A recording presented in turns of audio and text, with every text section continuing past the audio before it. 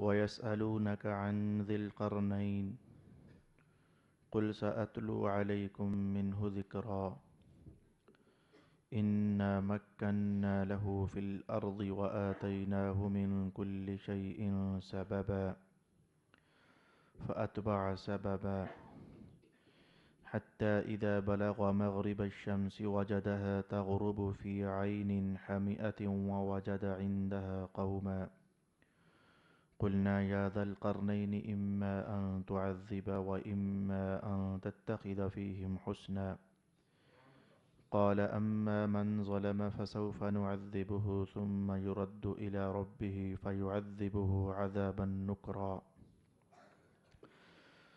وأما من آمن وعمل صالحا فله جزاء الحسنى وسنقول له من أمرنا يسرا صدق الله مولانا العظيم الصلاة والسلام عليك يا سيدي يا رسول الله الصلاة والسلام عليك يا سيدي يا حبيب الله الصلاة والسلام عليك يا سيدي يا شفيع المذنبين وعلى آلك وأصحابك يا سيدي يا رحمة للعالمين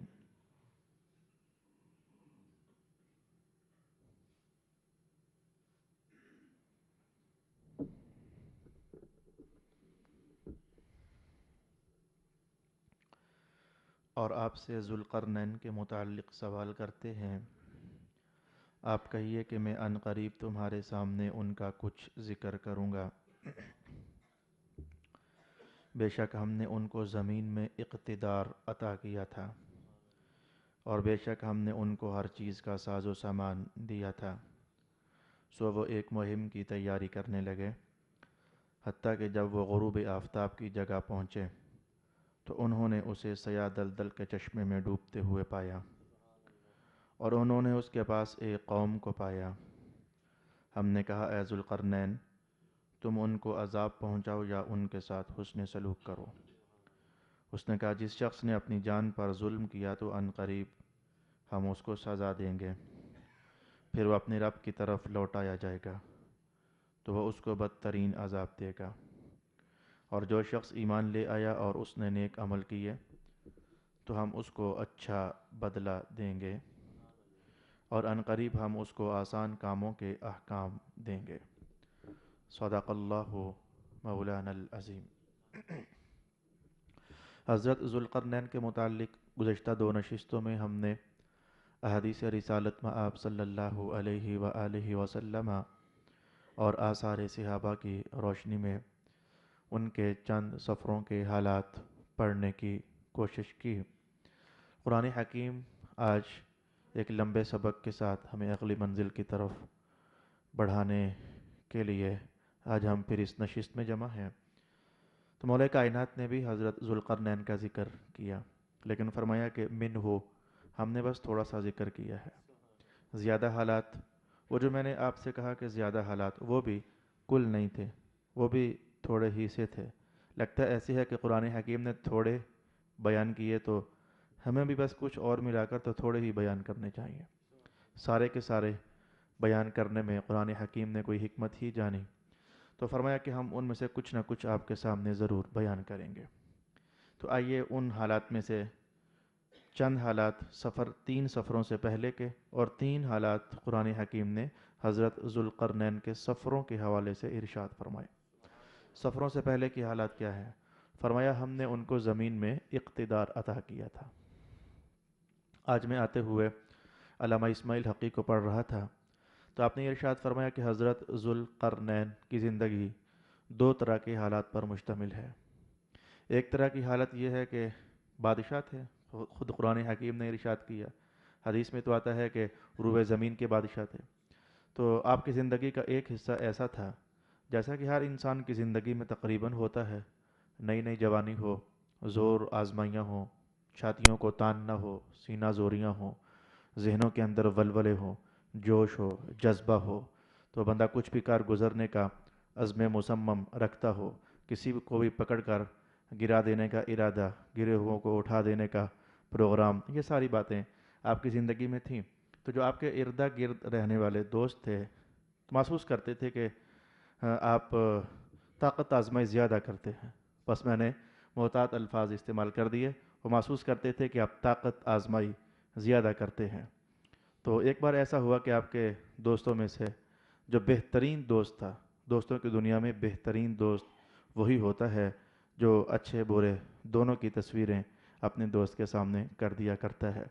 تو انہوں نے کہا کہ دیکھو ذوالقرنین، اللہ نے تیری بادشاہی بہت بڑی رکھی ہے، میری بات مان، 100 فیصلے، 100 کیس تیرے پاس پہنچے، 100 لوگ تیرے پاس آئے، 100 تو میں کہہ رہا ہوں ہزاروں کے حساب سے تو نے لوگوں کے نپٹانے کیے، تو کوئی غلطی شلطی بندے سے ہو جاتی ہے، کبھی ہو سکتا ہے تو نے کوئی بول اپنے حساب میں تو صحیح بولا ہو لیکن دوسرے کو دل کو دکھا گیا ہو، کئی بار ایسا ہو جاتا ہے، ایک کہنے والا اپنے حساب میں صحیح کہہ رہا ہوتا ہے لیکن دوسرے کا دل دکھ جاتا ہے، تو یار توبہ کر اللہ تعالیٰ سے، اور تاکہ مرنے سے پہلے پہلے تیرے بوجھ ہلکے ہو جائیں۔ بادشاہ تھے، دل پر اس بات کا بوجھ آ گیا، اچھا ہم بھی غلط کرتے ہیں کیا ہم بھی زور آزمائیاں کرتے ہیں کیا، ہم بھی طاقت آزمائیاں کرتے ہیں کیا، دل پر بوجھ آ گیا، کائی سے پکڑو اور جیل میں ڈال دو۔ 3 دن گزر گئے، کوئی صلح صفائی کی صورت نہ نکلی۔ اللہ رب العالمین نے جو ظاہر کرنا تھا وہ ظاہر کیا۔ علامہ اسماعیل حقی نے اس عنوان کو اس حوالے سے قائم کیا کہ کیسے آپ کے دل کی وہ سختیاں نرمیوں کی طرف تبدیل ہو گئیں۔ آپ نے تو اس بات کو اس حوالے اور اس ٹاپک سے ارشاد کرنے کا اہتمام کیا۔ تو 3 دن کے بعد ایسا ہوا کہ اللہ رب العالمین نے آسمان سے فرشتہ بھجوایا اور جیل خانے کی چھت جو بھی اس دور میں جس بھی طرز پر تھی وہ چیر دی گئی اللہ کے حکم سے، اور اس کے ذوالقرنین کے دوست کو نکال کر ان کے گھر پہنچا دیا گیا۔ صبح ہوئی تو بادشاہ کو اطلاع ہوئی کہ جیل سے قیدی فرار ہو گیا۔ اس نے اپنی فوجیں بھجوائیں کہ پکڑ کر لاؤ اس میرے دوست کو، وہ جیل سے فرار کیسے ہو گیا۔ گھر پکڑنے کے لیے پہنچے تو اللہ کے حکم سے فرشتے نے اس بندہ خدا کو پکڑا اور پکڑ کر پہاڑ کی چوٹی پر بٹھا دیا۔ وہ ادھر بیٹھ کر اللہ کا وہ نماز کے لیے اللہ کے حضور جھک گیا۔ اب بادشاہ کو اور تپ چڑھی، ذوالقرنین ہی کو اور ذرا جلال آیا، تو کہا کہ فوجیں لگاؤ، ذرا پکڑ کر لاؤ اسے۔ جب فوجیں بڑھ رہی تھیں تو اللہ رب العالمین نے ایک آگ بھجوائی، تو وہ آگ ایسے گھومتی چلی جا رہی تھی اور جو بھی اس کے دائرے میں آتا چلا جا رہا تھا وہ جلتا چلا جا رہا تھا۔ ذوالقرنین کو سمجھ آ گئی کہ یہ معاملہ کچھ آسمانی معاملہ ہے، یہ میرے بس کا روگ نہیں ہے، شاید یہ میرے لیے کچھ بدلاؤ کا اہتمام کیا جا رہا ہے۔ واپس پلٹا، توبہ کیا، استغفار کیا، اور اس کے بعد پھر وہ بیان ہے کہ حضرت علی ارشاد فرمایا کرتے تھے کہ ذوالقرنین اللہ کا بڑا مخلص بندہ تھا۔ یہ اس کے بعد کا بیان ہے کہ ذوالقرنین اللہ کا بڑا مخلص بندہ تھا۔ ویسے آج مجھے سمجھ آتی ہے، پہلے بھی سمجھ آئی ہے لیکن آج بر موقع سمجھ آئی ہے، جو بندہ دل کا جتنا سخت ہوتا ہے یا کردار کا جتنا غلط ٹف قسم کا کردار اس کے ہاں ہوتا ہے، جیسے کہ دیکھنا چاہو تو کتنے کافر تھے جو جب کافر تھے تو بڑے سخت تھے۔ حضرت عمر ابن الخطاب جب کافر تھے تو بڑے سخت تھے، جب اسلام میں آئے تو اسلام میں بھی اتنے ہی ٹائٹ تھے۔ تو ہمارے اکابر نے ارشاد فرمایا ہے کہ جو بندہ برائی کی دنیا میں جتنا غلوب کر جاتا ہے، اگر کہیں اللہ اس کا دل پھیر دینا، جب وہ نیکیوں کی دنیا میں آتا ہے تو وہ اوج ثریا کے کمال کو بھی پا لیا کرتا ہے۔ تو یہ وہی ذوالقرنین تھا، کل تک حالات ایسے تھے کہ صحیح رائے دینے والے کو بھی قید میں ڈال دینا، اور آج حضرت شیر خدا ارشاد کر رہے ہیں کہ اللہ کا بڑا مخلص آدمی تھا، یہ اللہ کو جو کہہ دیا کرتا تھا تو اللہ تعالیٰ اسے قبول فرما لیا کرتا تھا۔ ارشاد گرامی ہوا ہم نے ان کو زمین میں اقتدار عطا کیا تھا اور ہر شے کی ہم نے ان کو ساز و سامان عطا کیا ہوا تھا۔ فَأَتْبَعَ سَبَبًا، آپ نے ایک بار ایک سفر کا ارادہ کیا، حتیٰ اذا بلغ مغرب الشمس، سفر طے ہوتے ہوتے، اقوام کی سیر ہوتے ہوتے، جو دیکھنا تھا، جو سیاحت تھی، جو مشاہدات تھے، جو تجربات تھے، جہاں کسی کی مدد کرنی تھی، جہاں کسی ظالم کو پکڑنا تھا، چلتے چلتے چلتے آپ مغرب کے اس علاقے میں پہنچے۔ ذوالقرنین کا جہاں اپنا ذاتی مشاہدہ یہ ہے، وجدها تغرب فی عین حامئہ، تو ذوالقرنین نے محسوس کیا کہ وہ میرے سامنے سورج ہے اور غروب ہو رہا ہے، اور پانی ہے کوئی چشمہ، تو اس میں کوئی دلدل ٹائپ کیچڑ ٹائپ چیز ہے، حامیۃ کیچڑ ٹائپ چیز ہے، تو سورج اس کے اندر غروب ہو رہا ہے۔ اس پر بعض محدثین اور مفسرین نے کہا کہ کیا سورج پانی کے چشمے میں غروب ہوتا ہے؟ کیا سورج کسی دلدلی علاقے میں غروب ہوتا ہے؟ فرمایا نہیں۔ تو فرمایا پھر یہ قرآن حکیم نے کہا کہ ذوالقرنین نے پایا کہ سورج کسی چشمے میں اور دلدل کے علاقے میں غروب ہو رہا ہے، کیچڑ دار چشمہ ہے تو اس میں غروب ہو رہا ہے۔ تو اس پر ائمہ تفسیر نے ارشاد کیا، حتیٰ کہ امام فخر الدین رازی نے بھی ارشاد فرمایا کہ یہ سورج کے ڈوبنے کی حقیقت نہیں تھی، بلکہ جو ذوالقرنین محسوس کر رہے تھے یہ اس کا بیان ہے۔ یہ سورج کیا چشمے میں ڈوبتا ہے؟ فرمایا سورج چشمے میں نہیں ڈوبتا، اور سورج چشمے میں کیسے ڈوب سکتا ہے جبکہ یہ ہماری زمین سے 3 گنا بڑا ہے؟ بعض روایات کے اندر میں نے یہ الفاظ پڑھے، تو ہماری زمین سے 3 گنا بڑا سورج بھلا ایک چھوٹے سے چشمے میں کیسے ڈوب سکتا ہے؟ تو یہ بالکل ایسے ہی تھا جیسے ہم اگر پہاڑ کے اس طرف کھڑے ہو کر دیکھیں تو لگتا ہے کہ سورج پہاڑ کے ادھر پیچھے ڈوب رہا ہے، حالانکہ وہ پیچھے ڈوب نہیں رہا ہوتا ہے، اس کی تو ایک حرکت ہے دائرے میں، وہ حرکت کرتا کرتا کرتا آگے چلتا چلا جا رہا ہے، جس کو ہم ڈوبنا کہتے ہیں۔ اصل میں ہماری نظروں کا منتہا وہ ہوتا ہے، اس سے آگے ہماری نظر کا مارچ نہیں ہوتا ہے، تو ہم سمجھتے ہیں کہ شاید ادھر ہی ڈوب رہا ہے۔ یا کسی سمندری علاقے میں آپ کھڑے ہو کر کے تو سورج کا مشاہدہ کریں تو آپ کو یوں لگے گا جیسے دور، یعنی جہاں ہماری نظر کی انتہا ہے تو دور ایسا ہو رہا ہے جیسے سمندر میں سورج اتر رہا ہے، حالانکہ وہ سمندر میں اتر نہیں رہا ہوتا ہے۔ تو مغالطہ نہیں کھانا چاہیے کہ سورج ایک چشمے میں ڈوب جاتا ہے، یہ قرآن حکیم میں لکھا ہوا ہے، یہ قرآن حکیم میں یہ لکھا ہوا ہے کہ ذوالقرنین کا مشاہدہ یہ تھا، حقیقت یہ نہیں تھی۔ ارشاد گرامی ہوا قلنا یا ذا القرنین ووجد عندها قوما، تو مغرب کی دنیا میں انتہائی مقام پر آپ نے ایک قوم کو پایا، تو اس قوم کے متعلق اللہ رب العالمین نے حکم ارشاد فرمایا قلنا، ہم نے کہا یا ذا القرنین اما ان تعذب و اما ان تتخذ فیہم حسنا، چاہو تو ان کو عذاب میں مبتلا کرو، ان کو سزا دو، ان کو تکلیف دو، اور چاہو تو ان کے ساتھ حسن سلوک کرو۔ اب یہ کیا چیز تھی؟ کیا یہ وحی تھی؟ کیا یہ پھر الہام تھا؟ اس ایک جملے سے ائمہ تفسیر کی دونوں طرح کی جماعات نے استدلال کیا۔ ائمہ تفسیر کی جس جماعت کا خیال یہ ہے کہ ذوالقرنین نبی تھے، وہ کہنے لگے کہ دیکھو رب کائنات نے کہا نہیں ہے کہ ہم نے کہا ذوالقرنین کو، تو اسی کا نام تو وحی ہوتا ہے، تو وحی صرف نبی پر اترا کرتی ہے، لہذا انہوں نے کہا کہ ذوالقرنین نبی تھے۔ اور جن لوگوں نے کہا کہ حضرت ذوالقرنین نبی نہیں تھے، تو ان لوگوں نے کہا کہ اللہ کسی کو کوئی بات کہے اس کا معنی یہ تو نہیں ہوتا ہے کہ اللہ تعالیٰ وحی نازل کر رہا ہے۔ رب کائنات نے ہم کو نہیں کہا یا ایھا الناس یا ایھا الذین آمنوا، تو کسی کو مخاطب کرنا یہ نبی ہونے کی دلیل نہیں ہوتی ہے۔ قرآن حکیم نے ہمیں کتنی بار مخاطب کیا، یا ایھا الذین آمنوا کہا، یا ایھا الناس کہا، تو مخاطب کرنا کسی کو یہ نبی ہونے کی دلیل نہیں ہوتی۔ جیسے کہ حضرت موسیٰ علیہ السلام کی والدہ ماجدہ کی طرف بھی تو رب کائنات نے کہا تھا کہ ہم نے ان کی طرف وحی فرما دی، یعنی ہم نے الہام کر دیا، ان کے دل میں ڈال دیا، جو فیصلہ ہم کرنا چاہتے تھے یا جو حکم ہم دینا چاہتے تھے تو ذوالقرنین کے دل میں ہم نے ڈال دیا۔ اور قوی ترین رائے یہی ہے اور جمہور کی رائے یہی ہے کہ ذوالقرنین یہ نبی نہیں تھے بلکہ اللہ کے نیک بندے تھے۔ تو حضرت علی بھی تو یہی فرما رہے ہیں، اللہ کا بڑا مخلص آدمی تھا۔ تو اور ابھی جو میں نے حقیقی حوالے سے آپ کے سامنے رکھا، ان کی زندگی کا جو ابتدائیہ تھا تو وہ تو کسی نبی کا اس طرح کا ابتدائیہ کم از کم نہیں ہوا کرتا ہے۔ تو ارشاد گرامی ہوا اچھا تو یہ تھا کیا؟ ذوالقرنین جدھر جدھر بھی چلتے چلے جا رہے تھے لوگوں کو اچھائی کا حکم دیتے چلے جا رہے تھے اور برائی سے روکتے چلے جا رہے تھے، اور نیک بندے کی ہمیشہ سے بڑے پرانے وقتوں سے یہی شان ہوا کرتی چلی آئی ہے۔ تو خاص کر کے اس قوم کے بارے میں رب کائنات نے دل میں ڈالا، ان کو سمجھائیں یہ کفر سے باز آ جائیں اور ایک اللہ کی عبادت کریں، سمجھ جائیں تو فابہا، اور اگر نہ سمجھیں تو پھر ان کو وہ جو کافروں کو سزا دینی ہوتی ہے، چاہو تو سزا دے کر انہیں ختم کر دینا، اور چاہو تو پھر ان کو پھر مزید سمجھاتے رہنا، حسن سلوک کرنا، برداشت کر لینا، صبر کر لینا۔ یہ کافر لوگ بھی کہاں ایک دم سے باز آنے والے ہوتے ہیں، اس حقیقت کی طرف اشارہ ہوا اما ان تعذب و اما ان تتخذ فیہم حسنا، اے ذوالقرنین تم ان کو عذاب پہنچاؤ یا ان کے ساتھ حسن سلوک کرو، دونوں جہتوں کا اختیار ہم نے آپ کو دے دیا ہے۔ حضرت ذوالقرنین نے کیا کہا؟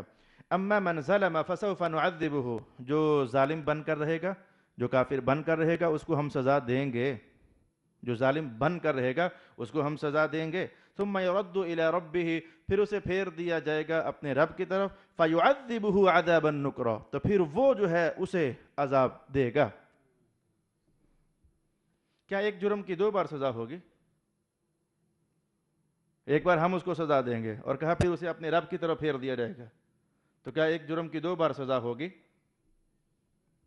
ایسا نہیں ہے کہ ایک جرم کی 2 بار سزا ہو، بحث لمبے بھی ہو سکتی ہے۔ ایک ہوتا ہے جرم، ایک ہوتا ہے گناہ۔ یہ جرم میں اور گناہ میں بہت فرق ہوتا ہے۔ کچھ جرم ہوتے ہیں جو گناہ ہوتے ہیں، کچھ گناہ ہوتے ہیں لیکن وہ جرم نہیں ہوتے. یہ بالکل الگ کہانی ہے. سمجھنے کے لیے میں ایک ہلکا سا اشارہ کرنا چاہوں گا. ایک بندے نے چوری کی تو یہ چوری کرنا یہ جرم بھی ہے اور چوری کرنا گناہ بھی ہے. جرم کا تعلق معاشرتی تعلقات کے ساتھ ہوتا ہے. چوری کرنا جرم، زنا کرنا جرم، کسی کے ساتھ ہاتھا پائی کرنا جرم. تو جرم کا تعلق معاشرے کے ساتھ ہوتا ہے اور گناہ کا تعلق اللہ کے حکام کو فراموش کرنے کے ساتھ ہوتا ہے. جب اس نے چوری کی ہے تو جرم تو کیا ہی کیا ہے، معاشرے کا سکون خراب کیا، اور اس نے لگے ہاتھوں گناہ بھی تو کیا ہے. اللہ تعالیٰ نے فرمایا تھا کہ یہ کام نہیں کرنا اور اس نے کیا ہے تو گناہ بھی تو ہوا ہے. تو جرم کی سزا دنیا میں ہوتی ہے، گناہ کی سزا کبھی اللہ دنیا میں بھی دے دیتا ہے لیکن حقیقی مقام اس کا آخرت ہے. گناہ کی شان توبہ سے جرم معاف نہیں ہوتے، توبہ سے گناہ معاف ہوتے ہیں. جرم چیز ہی الگ ہے، گناہ چیز ہی الگ ہے. توبہ سے جرم معاف نہیں ہوتے، توبہ سے گناہ معاف ہوتے ہیں. بھئی آپ خود سمجھیے، ایک بندہ چوری کرنے کے بعد پکڑا جائے تو کہے میں نے تو توبہ کر لی ہوئی ہے، تو کیا تھانے دار صاحب اسے چھوڑ دیں گے؟ بڑا متقی آدمی ہے، توبہ کر چکا ہے. بھئی توبہ کا تعلق جرم سے ہے ہی نہیں ہے، اس کی سزا تو تجھے ملے گی ہی ملے گی. جو تو نے توبہ کی ہے وہ تیرا اور اللہ کا معاملہ ہے. ادھر کا گناہ ساقط ہو جائے، ادھر کا عذاب ٹل جائے، وہ تیرا اور رب کا معاملہ ہے. جو ادھر تجھ سے کرتوت ہوا ہے اس کی سزا تو تجھے دی ہی دی جائے گی. بس کچھ ایسا سمجھیے کہ میں آ جاتے ہوئے ایک صاحب نے مجھ سے فون کیا کہ ہمارا خاندان کا ایک شخص ہے وہ مرتد ہو گیا، مسلمان تھا تو عیسائی ہو گیا ہے، تو اس بات کو 3 سال ہو گئے ہیں. میں نے کہا رونے کا مقام ہے، رونے کا مقام ہے. اور کسی بھی مذہبی آدمی کے لیے یہ یقین جان لیجئے کہ ڈوب پڑنے کا مقام ہے کہ مرتد آدمی ہے اور اس کو 3 سال ہو گئے ہیں، ابھی تک وہ حالت ارتداد میں ہے. وہ کہنے کا کیا مطلب؟ میں نے کہا ہمارے مذہب کا فیصلہ ہے کہ جو بندہ اسلام چھوڑ کر کسی اور مذہب کی طرف چلا جائے اس کی زندگی کے زیادہ سے زیادہ 3 دن باقی رہ گئے ہیں. 3 دن اس کو مہلت ہے، اگر مرد ہے تو 3 دن اس کو مہلت ہے، اور وہ توبہ کر لے. جو ذہن میں اشکالات آئے ہیں، اعتراضات آئے ہیں، اسلام کے خلاف خیالات ابھرے ہیں، عالم سے رجوع کرے، وہ سمجھائے. 3 دن کے اندر واپس آتا ہے تو جینے دیا جائے گا، ورنہ 4تھا دن وہ سورج طلوع ہوتا نہیں دیکھے گا، قتل کر دیا جائے گا. مرتد کی سزا یہ ہے. تو میں کسی اور غرض سے نہیں، میں نے کہا یہ مرتد ہونا، یہ کافر ہونا، یہ جرم بھی ہے اور گناہ بھی ہے. تو اصل میں ادھر اشارہ کیا جا رہا ہے اما من ظلم، جس نے ظلم کیا، بھئی جرم کیا، فنعذبہ، ہم بھی اس کو سزا دیں گے. اور جو ظلم کرتا ہے اپنے مقام پر اللہ کے ساتھ، وہ اس کا حکم بھی تو توڑ ہی رہا ہوتا ہے، تو گناہ بھی کر رہا ہوتا ہے. ہم دیں گے سزا اس کے جرم کی اور اللہ اس کو دے گا سزا اس کے گناہ کی. تو ہم نے جان لیا کہ ایک کام کی سزا 2 بار نہیں ہے. اصل میں ایک شے کا تعلق ریاستی پالیسیوں کے ساتھ ہوتا ہے اور ایک شے کا تعلق مذہب کے ساتھ ہوتا ہے اور اللہ اور بندے کے مابین کے تعلقات کے ساتھ ہوتا ہے. یا ادھر اشارہ ہوا اما من ظلم فسوف نعذبہ، جو ظلم کرے گا ہم اس کو سزا دیں گے. بھئی ریاستی پالیسی ہے، ہم نے امن عامہ قائم کرنا ہے، ظالم کا ہاتھ مروڑیں گے، مظلوم کی مدد کریں گے. ثم يرد الى ربه، پھر اسے پھیر دیا جائے گا اس کے رب کی طرف، تو پھر وہ اس کو بدترین عذاب عطا کرے گا. وَأَمَّا مَنْ آمَنَ وَعَمِلَ صَالِحًا فَلَهُ جَزَاءً الْحُسْنَى، تو جو بندہ ایمان قبول کرے گا، عمل صالح کرے گا، اس کے لیے اچھی جزا ہے. وَسَنَقُولُ لَهُ مِنْ أَمْرِنَا يُسْرًا، اس کو ہم آسان احکام جاری کر دیں گے. ثم اتبع سببا، قرآن حکیم نے کہا کہ حضرت ذوالقرنین نے ایک اور سفر کیا. اس سفر کا ارادہ کدھر تھا؟ حتی اذا بلغ مطلع الشمس، پہلے آپ پہنچے تھے سورج کے ڈوبنے کے مقام پر، یعنی آپ کے خیال میں، ورنہ کوئی سورج کے ڈوبنے کا مقام متعین نہیں ہے. اب پھر آپ پہنچے سورج کے نکلنے کے مقام پر، یہ بھی وہی بحث ہے، یعنی آپ کے خیال میں یہاں سے سورج نکلتا تھا. آپ اپنی سیر سپاٹے کے حوالے سے انتہائی طرف پہنچے، انتہائی طرف، مشرق کی طرف، جہاں سے آپ کا خیال تھا کہ سورج نکلتا ہے.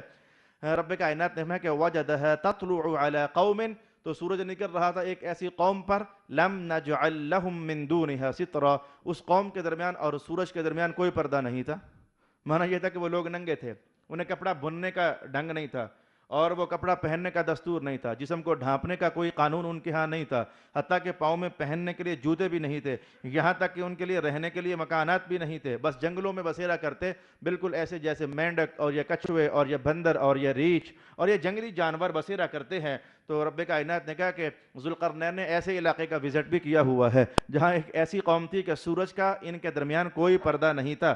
یعنی دھوپ ڈائریکٹ ان کے جسموں پر پڑتی تھی، رات ہوتی یا دن ہوتا ان کے جسموں کے چھپانے کا کوئی اہتمام نہیں تھا۔ کذالک معاملہ ایسے ہی ہے، وقد احطنا بما لدیہ خبرا۔ اب اگلی بات قرآن حکیم نے نہ کہی کہ پھر کیا ہوا، وہ ننگے تھے تو پھر کیا ہوا، اب ان کے پاس پہنچے تو پھر، جیسے پچھلی قوم کے بارے میں کہا کہ ہم نے کہا کہ ٹھیک ہے ان کو سمجھاؤ، باز آتے ہیں تو ٹھیک ہے نہیں تو ان کو سزا دے دو۔ اس قوم کے بارے میں اور کچھ نہ کہا، مولا اور کچھ تھا نہیں، میں تھا تو صحیح، قد احطنا بما لدیہ خبرا، ہمیں تو ساری خبریں پتہ تھیں لیکن ہم نے بس بیان یہاں تھوڑی سی کی ہے۔ اتنا سا حوالہ قرآن حکیم نے ارشاد کیا، اور پھر ساتھ کہہ دیا ثم اتبع سببا، مغرب بھی آپ نے فتح کیا، مشرق بھی آپ نے فتح کیا، ایک اور سفر کا ارادہ ہوا۔ لگ ایسے رہا تھا کہ جیسے قرآن حکیم ایک ٹارگٹ ہے جسے اچیو کرنا چاہتا ہے اور جلدی سے وہاں پہنچنا چاہتا ہے۔ پہلے ہلکا سا ایک جملے میں اشارہ، پھر اس کے بعد وہ جملہ بھی غائب۔ اب جب تیسری قوم اور تیسرے سفر کا حوالہ ہے، وہاں تو قرآن پھر خوب بولا اور خوب بولا اور خوب بولا۔ لگتا ہے ایک ٹارگٹ ہے، جس ٹارگٹ تک قرآن حکیم چابک دستی کے ساتھ اور ایک جسٹ لگا کر کے تو پہنچنا چاہتا ہے۔ فرمایا ثم اتبع سببا، ذوالقرنین نے ایک اور سفر کا ارادہ کیا۔ اب ذرا کچھ حالات ڈیٹیل سے بیان ہوئے۔ حتی اذا بلغ بین السدین، تو پہاڑی علاقہ تھا، تو ادھر بھی ایک پہاڑ تھا تو ادھر بھی ایک پہاڑ تھا، تو بین السدین، وہ درمیان میں، دو پہاڑوں کے درمیان میں آپ، یہ جو آپ کہتے ہیں چار سدہ، یہ کوئی پہاڑی علاقوں میں سے یہ جو اونچ نیچ ہوتی ہے، اپ ڈاؤن ہوتا ہے، مد و جزر، یہ وہ وادیاں نام پڑ جاتا ہے، یہ پہاڑی ٹیلہ نام پڑ جاتا ہے۔ تو بین السدین، دو پہاڑوں کے درمیان، وجد من دونہما قوما، تو ان دو پہاڑوں کے قریب آپ نے ایک قوم دیکھی، لا یکادون یفقہون حدیثا، وہ ایسی قوم تھی کہ پتہ نہیں کیا زبان تھی ان کی، یعنی اگر عام لوگ وہاں پہنچتے تو ان کی زبان نہ سمجھتے، وہ ان کی زبان نہ سمجھتے، لیکن میں نے آپ کو بتایا ہوا ہے کہ ذوالقرنین کو اللہ نے ساری زبانیں عطا فرمائی ہوئی تھیں، تو آپ جدھر جاتے اسی قوم کی زبان میں آپ کلام کرتے اور بات فرماتے، تو کوئی اور ان کی بات سمجھنے والا نہیں تھا۔ قالو، چونکہ آپ تو سمجھتے تھے نا، تو اس قوم نے ذوالقرنین سے کہا ان یاجوج وماجوج مفسدون فی الارض، اے ہمارے بادشاہ، ایک قوم ہے ان پہاڑوں کے ادھر، اس کا نام یاجوج اور ماجوج ہے، بڑی فسادی قوم ہے۔ ان کا فسادی ہونا میں ان قریب حدیث کے حوالے سے آپ کے سامنے بیان کرنا چاہوں گا۔ یاجوج ماجوج ایک قوم ہے، بڑی فسادی قوم ہے، بڑی جھگڑالو قوم ہے، بڑی مضبوط ترین قوم ہے، اور وہ اتنی قوی ترین قوم ہے کہ وہ قیامت کی نشانی بنی ہوئی ہے، ابھی تک وہ قیامت کی نشانی کے طور پر کہیں نہ کہیں وہ اللہ نے محفوظ کی ہوئی ہے۔ ان قریب اس کا حوالہ ہم دیکھنا چاہیں گے۔ شاید یہی ٹاپک تھا جس کی طرف قرآن تیزی سے لپکنا چاہتا تھا، وہ درمیان والے سفر کو بس ٹچ دیا اور ساتھ ہی آگے ایک تیسرا سفر قرآن نے بیان کیا۔ فَهَلْ نَجْعَلُ لَكَ خَرْجًا، ہم آپ کو خرچہ پانی دیتے ہیں۔ خرجن، یہ جو ہم کہتے ہیں نا خرچہ، یہ ہوتا ہے میں خرچہ ہے، تو ہمارے ہاں تو بہت سارے الفاظ بدل کر کے تو کیا سے کیا ہو جاتے ہیں، تو یہ خرجہ، حل نجعل لک خرجا، ہم کچھ آپ کو خرچ پانی دیتے ہیں، تو مال فنڈ شنڈ دیتے ہیں، علی ان تجعل بیننا وبینہم سدا، ہمارے درمیان اور اس کے درمیان آپ کی دیوار بنا دیں۔ یہ جو قوم بڑی خراب قوم ہے، فاسد قوم ہے، یہ آتی ہے تو تہو بالا کر دیتی ہے۔ میں نے اسماعیل حقی کے الفاظ پڑھے کہ جب یہ قوم یاجوج ماجوج پہاڑوں کے ادھر سے نکلتی، یہ پورا سال نہ نکلتی، یہ حقی کا بیان ہے، یہ پورا سال نہ نکلتی، یہ موسم بہار میں نکلتی، تو سب سے پہلے تو یہ کیا عجیب و غریب قوم تھی بھائی، یہ کیا عجیب و غریب قوم تھی، جو میں نے پڑھا وہ آپ کے سامنے رکھ رہا ہوں۔ پورا جسم پر بال، یاجوج ماجوج کے پورے جسم پر بال، اور ایک روایت میں نے پڑھا کہ یاجوج ماجوج کا قد اتنا جیسے اتنا، یعنی 2-2.5 فٹ کے لگ بھگ، اور ایک روایت کے الفاظ میں نے پڑھے کہ یاجوج ماجوج کا قد ایسے جیسے کہ ایک تن ابر درخت۔ اب یہ دو بالکل متضاد قسم کی روایات تھی، میں ابھی سوچ رہا تھا کہ میں کیسے اس معمے کو سالو کروں، تو میری نظر روح البیان پر پڑی، تو علامہ اسماعیل حقی نے کہا کہ جیسے عام انسانوں کے اندر نہیں، یہ اوپر نیچے قد والے ہر رنگ کا انسان ہے، تو یاجوج ماجوج کے اندر بھی کیٹیگریز ہیں۔ یاجوج ماجوج کی کچھ قومیں ایسی ہیں جیسی کہ بالکل وہ بونے 2-2.5 فٹ کے، اور یاجوج ماجوج کے اندر ایسی 11 قبیلے ہیں یاجوج ماجوج کے، تو ان میں سے ایک قبیلہ ایسا ہے کہ جو ایسے جیسے تن ابر درخت، تو لمبے لمبے جسم اور چھوٹے چھوٹے بھی جسم، اور پھر اتنے پھرتیلے کہ قرآن حکیم نے کہا کہ میں الفاظ پڑھنے لگا ہوں آپ کے سامنے، یومئذ یموج فی بعض، جب یہ قیامت سے قریب ایک دم سے نکل کر لوگوں میں آ جائیں گے نا، تو جیسے موجیں اور چھلیں پانی کی آپس میں ٹکرا جاتی ہیں، تو یہ ایسے، میں والہانہ انداز میں نہیں کہہ سکتا، والہانہ ذرا اچھا لفظ ہے، تو کچھ ایسے یہ شور مچاتے ہوئے تو نکل آئیں گے. تو وَنُفِخَ فِي الصُّورِ، پھر ان میں سور پھونک دیا جائے گا. تو فرمایا کہ بڑی سخت قوم ہے، لمبے لمبے ان کے بال، بڑی تند مزاج اور سخت مزاج قوم. تو موسم بہار میں نکلتی تو راستے میں آتے جو بھی اناج غلہ جات چلتی چلی جاتی اور کھاتی چلی جاتی. فصلوں سے فارغ ہوتی تو جو انسان نظر میں آ رہا تھا اسے پکڑ کر کھا لیتی. انسانوں سے فارغ ہوتے تو جانور جو ان کے ہوتے تو انہیں کھا جاتی. یہ ایسی عجیب و غریب قوم ہے، تبھی تو قیامت کی نشانی بنی. اور ان قریب اس کے میں کچھ حالات ضرور حدیث کے حوالے سے آپ کے سامنے بیان کر کے جاؤں گا. قال ما مکنی فیہ ربی خیر فاعینونی بقوہ.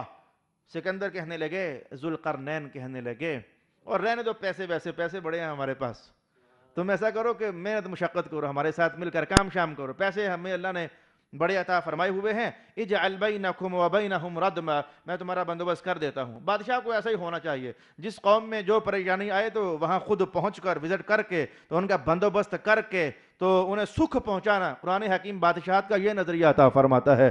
تف ہے ہمارے آج کی دور کی حکمرانی پر، اس سے زیادہ کہنا وقت کو ضائع کرنے والی بات ہے. آتونی زبر الحدید، لوہے کے بڑے بڑے پترے. اس دور میں نہ جانے، میں تو سوچتا رہ گیا یہ بنتے کیسے ہوں گے، وہ کیا ان کے پاس مشینری تھی یا کیا ان کے پاس ٹیکنیک تھی کہ لوہے کے بڑے بڑے پترے، اور موٹے موٹے پترے کہنا کم ہے، آپ یوں کہیں کہ لوہے کی دیواریں ٹائپ پیس انہوں نے اکٹھے کیے. حتیٰ اذا ساوا، ایک کے اوپر دوسرا جوڑتے چلے گئے. اب کیا تھا ان کے پاس جوڑنے کے لیے؟ اب اس دور میں ہم اپنے دور کی کہانی سوچیں، کوئی نٹ بولٹ ہوں گے، کوئی پیچ ہوتے ہوں گے، کوئی کیل موٹے موٹے ہوتے ہوں گے. اللہ بہتر جاننے والا ہے. ہم نے قرآن میں اتنا پایا کہ وہ لوہے کے بڑی بڑی چادریں، ایک کے اوپر دوسری، دوسری کے اوپر تیسری، وہ پہاڑوں کی چوٹی کے برابر کر دی گئی. ادھر بھی دیوار اور ادھر بھی دیوار، درمیان میں کھوکھلی جگہ. حتی اذا ساوا بین صدفین قال انفخوا، میں آگ دہکاؤ. حتی اذا جعلہ نارا، جب یہ لوہے کی چادریں آگ میں دہکنے لگ جائیں. قال آتونی افرغ علیہ قطرا، تو اب پگھلا ہوا تانبا لاؤ، میں ان لوہے کی دیواروں کے اندر خالی جگہ میں ڈالنا چاہتا ہوں. تو ایسا کیا گیا. اتنا تانبا کہاں سے لایا گیا اللہ جانے والا ہے. یہ ذوالقرنین کی کہانیاں بھی جو ہیں یہ بالکل عقل کو مبہوت کر دینے والی ہیں. وہ چادر کے اوپر چادر جوڑنا، کیا وہ ٹیک دی ہوگی، کیسے جوڑا ہوگا، وہ گھوڑیاں کہاں سے لائی ہوئی ہوں گی، یا کیا استعمال ہوتا ہوگا. اللہ اکبر. فمستطاعوا ان یظہروہ، تو سائیڈوں پر دیواریں لوہے کی اور درمیان میں تانبا پگھلا کر ڈال دیا گیا. اب اس کی پختگی کا اندازہ کسی ٹھیکیدار سے پوچھا جا سکتا ہے کہ جو ایسی دیوار ہوتی ہے تو وہ کتنی کو پختہ ہو سکتی ہے. وَمَا اسْتَطَاعُوا لَهُ نَقْبًا، اب ان کا ادھر آنا رک گیا، بند ہو گیا. یعنی یاجوج ماجوج اس وقت قرآن حکیم نے کہا پیک ہو چکے ہیں. ایک مخصوص جگہ ہے تو وہاں وہ قوم ہے. اور اگلی حیرتناک بات بتاؤں جو حدیث پاک میں کہی گئی، یاجوج ماجوج کی آبادی ہم انسانوں کی آبادی سے 9 گنا زیادہ ہے. اب یہ انتہائی حیرت کا کرشمہ ہے. رب کائنات نے بھی کیا کیا شانیں اور قدرتیں اس کائنات کی رنگ و بو میں چھپائی ہوئی ہے. انسانوں کی آبادی بلکہ انسانوں اور جنوں دونوں سے مل کر زیادہ ہے. حالانکہ ہم کہتے ہیں کہ انسانوں کی آبادی کم ہے، جنوں کی زیادہ ہے. اس سے پہلے یہ کہانیاں میں نے آپ کو بتائی ہوئی ہیں. انسانوں کی آبادیاں کم، جنات کی آبادیاں زیادہ. وجہ صاف ظاہر ہے، انسان 100 سالوں کے اندر یا 200 سالوں کے اندر وہ 2 نسلیں ختم ہو جاتی ہیں، اور جنات جو ہیں وہ 100 سال تک بھی ایک ہی نسل چلتی رہتی ہے. آگے پیدا ہوتے گئے، پچھلے ابھی مرے ہی نہیں، تو ان کی آبادیاں ہوئی نہ زیادہ. جیسے میں نے آپ کو وہ شیخ عبد القادر جیلانی کے دور کا ایک واقعہ بیان کیا ہوا ہے. کسی صاحب نظر نے اپنے شاگرد جن کو بلایا تو وہ لیٹ آیا، تو پوچھا ہاں بھی کدھر تھے، لیٹ کیوں آئے؟ کہا عبد القادر سے حدیثیں سننے گیا ہوا تھا. تو کہا تم جاتے ہو؟ کہا جتنے انسان ہوتے ہیں اس سے 2 گنا زیادہ ہم جنات وہاں پہنچے ہوئے ہوتے ہیں. تو یہ جنات کی آبادیاں انسانوں کی آبادیوں سے بہت زیادہ. اور پھر انسان اور جن مل جائیں تو یہ ایک حصہ ہے، باقی 9 حصے جو ہیں وہ یاجوج ماجوج ہیں. وہ ہیں کدھر؟ انسان ابھی ایک حصہ ہے تو روئے زمین بھری نظر آ رہی ہے، اور وہ ہم سے 9 گنا زیادہ ہے. ہم سے نہیں، ہم سے بھی اور جنوں کو ملا کر ہم سب سے 9 گنا زیادہ ہے. لیکن کدھر ہیں؟ رب کائنات نہ جانے کن کھڈوں میں انہیں چھپایا ہوا ہے. قال هذا رحمت من ربی، وہ دیوار بنا دی گئی تو اب وہ قوم ادھر نہیں آتی ہے. یہ ہے میرے رب کی رحمت جو میں نے اتنی اونچی ساری دیوار اور بڑی ساری دیوار بنا دی ہے. میں نے احادیث پڑھی جن میں بعض صحابہ ایسے ہیں جنہوں نے فرمایا کہ ہمیں اس دیوار کو دیکھنے کا موقع میسر ہوا ہے، زنگ آلود دیواریں ہیں لیکن کسی ٹھوس دھات کی بنی ہوئی لگتی ہیں۔ بعض صحابہ نے یہ آثار اور شواہد ارشاد فرمائے ہیں۔ فَإِذَا جَاءَ وَعْدُ رَبِّي جَعَلَهُ دَكَّاءَ، جب میرے رب کا وعدہ آ جائے گا تو پھر اس مضبوط ترین دیوار کو بھی وہ دکا کر دے گا، یعنی ریزہ ریزہ کر دے گا۔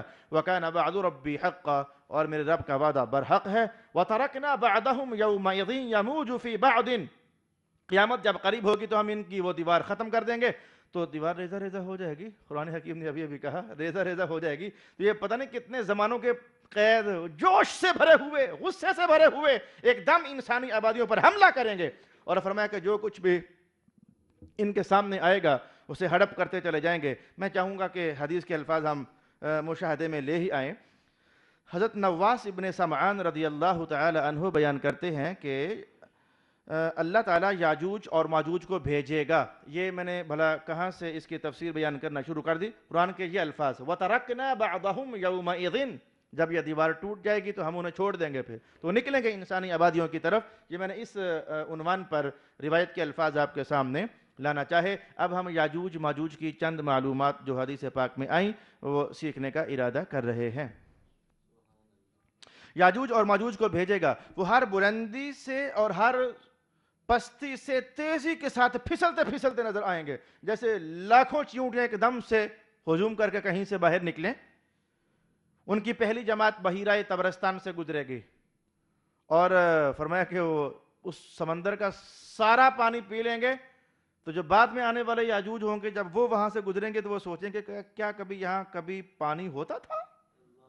سمندر پی جائیں گے، وہ بحیرہ طبرستان سارے کا سارا وہ پی جائیں گے۔ تو پھر فرمایا کہ اللہ کے نبی جب یہ یاجوج ماجوج نکلیں گے تو حضرت عیسیٰ علیہ السلام بھی ظاہر ہو چکے ہوں گے، تو ان کی کثرت اور ان کا شور شرابہ انسانوں کو ہڑپ کریں گے، پرندوں کو، جانوروں کو، جو ہاتھ لگا کھا پی گئے۔ تو عیسیٰ علیہ السلام اپنے فوج کو لے کر کے جہاں بھی تشریف فرما ہوں گے تو کچھ وقت کے لیے وہ ایک مخصوص جگہ میں معصور ہو جائیں گے۔ ہر شے کا زور ہوتا ہے تو زور کے بعد پھر زوال ہوتا ہے، اس زوال کا انتظار کریں گے۔ جتنا زمانہ اللہ چاہے گا عیسیٰ علیہ السلام اپنے اس دور میں غلاموں کو ساتھ لے کر تو کسی جگہ کے اندر معصور ہوں گے، پھر آپ ایک رات ایسی آئے گی آپ اللہ کے حضور دعا کے لیے ہاتھ اٹھائیں گے، اے اللہ تعالیٰ ہماری مدد فرما، ہم کب تک یہاں رہیں گے؟ یہ یاجوج ماجوج نے روئے زمین پر فساد مچا دیا ہے، ہم کب تک یہاں رہیں گے؟ تو اللہ رب العالمین نے مدد یوں فرما دی کہ جتنے بھی یاجوج ماجوج تھے ان سب کی گردن میں ایک کیڑا پیدا کر دیا۔ یہ راتوں رات یہ کیس ہو گیا، ہر یاجوج ماجوج کے وہ گردن میں ایک کیڑا پیدا ہو گیا، تو رات بھر سب یاجوج ماجوج جو کروڑوں خربوں اربوں کے حساب سے ہوں گے تو بڑی شدت تکلیف میں گزاریں گے۔ صبح جب سویرا طلوع ہوگا تو حدیث کے الفاظ ہیں کہ سب یاجوج ماجوج بیک لخت مر چکے ہوں گے۔ عیسیٰ علیہ السلام جب اس محصور والی جگہ سے باہر نکلیں گے تو بدبو اور تعفن سے روئے زمین کیا بدبو مچی ہوئی ہوگی، کچھ ایسا اہتمام۔ آپ پھر دعا کریں گے اے اللہ تعالیٰ اب ہم اس قید سے تو باہر نکلے لیکن باہر کہاں قدم رکھیں، پاؤں رکھنے کی جگہ نہیں، بدبو اور ان کی لاشیں بکھری پڑی ہوں گی۔ قدرت کی نشانیاں ہیں، ذرا دیکھیے۔ فرمایا کہ اللہ تعالیٰ ایسا کرے گا کہ ایک پرندوں کا غول بھیجے گا، اور اس پرندوں کے غول کی شان یہ ہوگی ہر پرندہ اونٹ جتنا ہوگا۔ یہ قیامت کی نشانیاں ہیں اور ایسا ہونا ہے، ہر پرندہ اونٹ جتنا ہوگا، اور ایسا ہوگا کہ ایک ایک پرندہ آتا جائے گا ایک ایک یاجوج ماجوج کو۔ یہ یاجوج ایک الگ قوم ہے، ماجوج ایک الگ قوم ہے، حضرت نوح علیہ السلام کے اولاد میں سے یہ پیدا ہوئی ہے۔ ان قریب یہ الفاظ میں آپ کے سامنے لانا چاہوں گا۔ تو ایک ایک پرندہ ایک یاجوج کو اور ایک ماجوج کو اٹھا کر کے تو لے جائے گا، کہاں جا کر پھینکے گا کوئی پتہ نہیں، کہاں جا کر پھینکے گا کوئی معلوم نہیں، وہ کہاں جا کر پھینکیں گا۔ وہ خربوں کے حساب سے یاجوج ماجوج ایک دم سے پرندے آئیں گے، انہیں اٹھا کر کے تو نہ جانے کس روڑی پر جا کر پھینک دیں گے۔ اگلے الفاظ میرے مطالعے سے ابھی تک نہیں گزر سکے ہیں۔ پھر اللہ رب العالمین بارش برسائے گا اتنی زور کی اور اتنی زور کی، حدیث کے الفاظ کے اس بارش سے اگر کوئی خیمہ تھا تو وہ بھی دھل کر شیشے کی طرح ستھرا ہو جائے گا، اگر کوئی کچی مٹی کا بنا ہوا گھر تھا تو وہ بھی دھل کر کے تو شفاف ہو جائے گا، اور روئے زمین سے بدبو اور تعفن کا ایک لہر بھی باقی نہیں رہے گی، اور اللہ تعالیٰ برکتیں اس زمین پر پھر سے واپس پلٹا دے گا۔ اب حدیث کے الفاظ اس سے بھی حیرتناک ہیں۔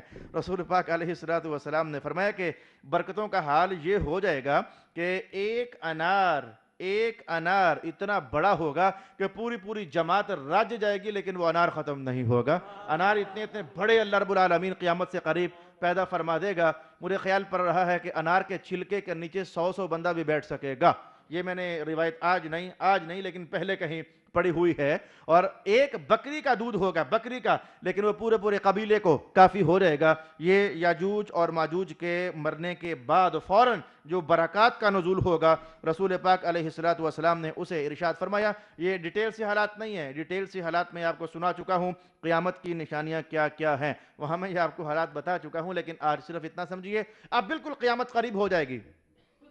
تو حدیث کے الفاظ یہ ہیں کہ ایک ہوا چلے گی اور اس ہوا کے اندر خوشبو بھری ہوئی ہوگی، تو وہ ہوا چلتی جائے گی، وہ ذوق سے اسے سونگا جائے گا۔ ظاہر خوشبودار ہوا ہو تو شوق اور مستی بیدار کر دیتی ہے، تو ہوا جو مسلمان لوگ ہوں گے ان کی بغلوں کے نیچے سے گزرے گی، اور جتنے مسلمان ہوں گے ان خوشبودار ہواؤں کو سونگ کر کے ایک کر کے کرتے سب کے سب موت کے منہ میں اتر جائیں گے، سب مسلمان مر جائیں گے اور روئے زمین پر کفر ہی رہ جائے گا۔ حتیٰ کہ حضور نے فرمایا کہ حال یہاں تک پہنچے گا جیسے یہ جانور ہوتے ہیں، حدیث میں گدھے کا لفظ آیا، جیسے یہ گدھے ہوتے ہیں تو سرے بازار جہاں مرضی یہ اپنی مادہ کو پکڑ لیتے ہیں اور اپنا ملاپ شروع کر دیتے ہیں، تو انسانوں میں اس درجے کی فحش اور بے حیائی پیدا ہو جائے گی کہ گدھوں اور جانوروں کی طرح سرے بازار، سرے گلی اور سرے پتہ نہیں کہاں یہ گناہ اس طریقے سے شروع ہو جائیں گے۔ تو پھر اچانک اللہ رب العالمین کا حکم آئے گا اور قیامت قائم ہو جائے گی۔ فرمایا قیامت کسی ایک مسلمان پر بھی قائم نہیں ہونی جب تک کوئی ایک بھی لا الہ الا اللہ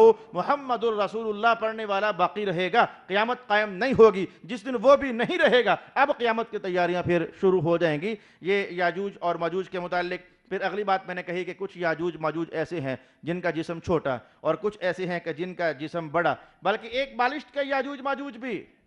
یہ روایت میرے سامنے حضرت عبداللہ ابن عباس کی ہے کہ یاجوج ماجوج ایک بالشت بھر کے بھی ہیں اور 2 بالشت بھر کے بھی ہیں، اور جو ان سے بھی لمبے ہیں وہ 3 بالشت بھر کے ہیں۔ میں نے 11 اقوام کا حوالہ آپ کو عرض کیا، تو 11 رنگ برنگے قسم کے یاجوج ماجوج ایک قوم ہے۔